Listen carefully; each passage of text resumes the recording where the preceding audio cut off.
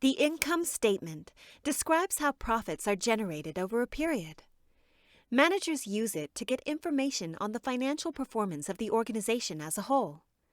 Stakeholders, such as suppliers, banks, and employees, use it to evaluate whether their investments or their jobs are at risk. The income statement begins with the revenues for the period.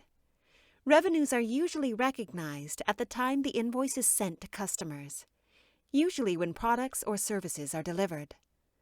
When companies give credit to their customers, the recognition of revenues and the collection of cash happen at two different points in time.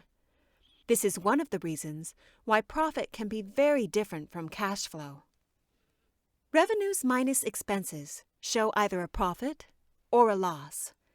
Expenses are organized into groups.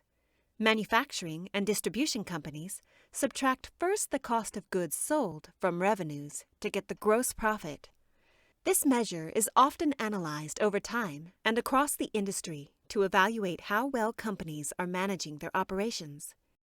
Period costs, which are non-manufacturing expenses, are grouped under different labels, such as research and development, selling, marketing, distribution, or administration expenses, and are then subtracted from gross profit to determine the operating profit.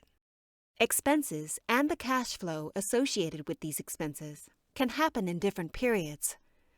For instance, a company may have used materials and sold the goods, but still owe the supplier for the materials.